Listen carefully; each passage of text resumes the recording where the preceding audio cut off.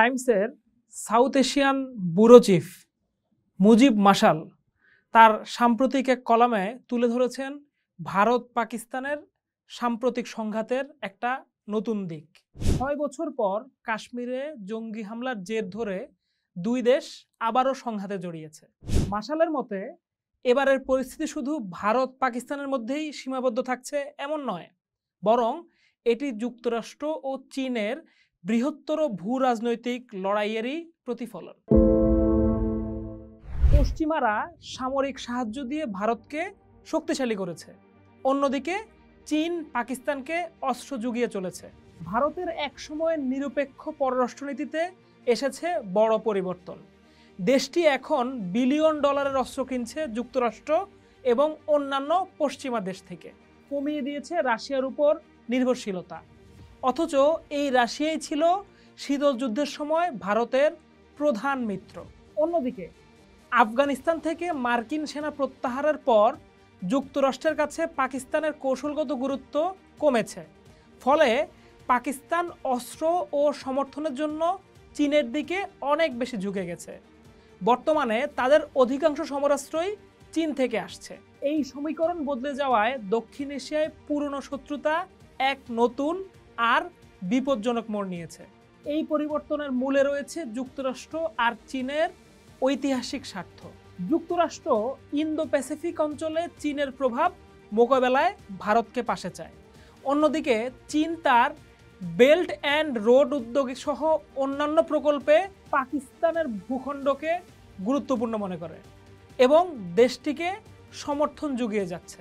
একই সময়ে সীমান্তে চীন ও ভারতের মধ্যেও কিন্তু উত্তেজনা বেড়ে চলছে। এই নতুন মেরুকরণ 2019 সালের তুলনায় ভিন্ন। সেবার পারমাণবিক যুদ্ধের আশঙ্কায় তৎকালীন মার্কিন পররাষ্ট্রমন্ত্রীকে দুই দেশের নেতাদের ফোন করে আশ্বস্ত করতে হয়েছিল।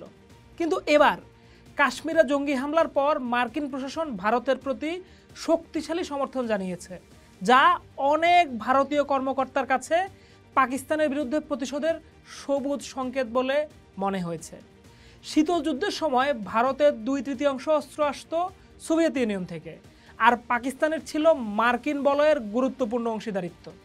এমনকি পাকিস্তান যুক্তরাষ্ট্রের কাছ থেকে F-19 যুদ্ধবিমানও পেয়েছিল সেই সময়ে। কিন্তু 9/11 পরবর্তী যুক্তরাষ্ট্রের সঙ্গে পাকিস্তানের সম্পর্কের টানাপোড়েন শুরু হয়ে যায়, যদিও তখনও যুক্তরাষ্ট্র পাকিস্তানকে সামরিক সাহায্য দিয়ে গেছে। স্টকহোম ইন্টারন্যাশনাল পিস ইনস্টিটিউটের তথ্য অনুযায়ী গত 4 বছরে পাকিস্তানের প্রায় 80% অস্ত্র আসছে চীন থেকে।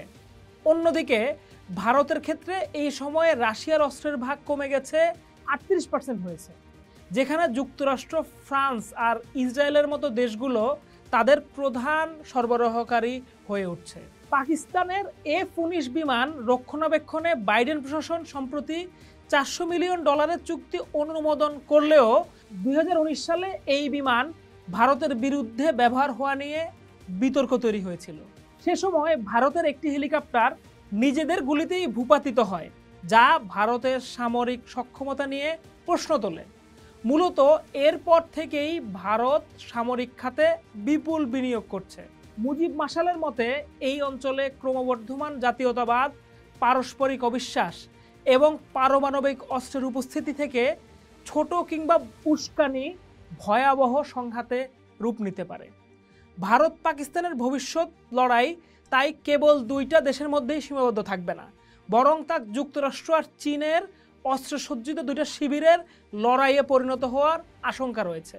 শত্রু আর মিত্রের এই পরিবর্তন দক্ষিণ এশিয়ার স্থিতিশীলতার জন্য একটা বড় চ্যালেঞ্জ।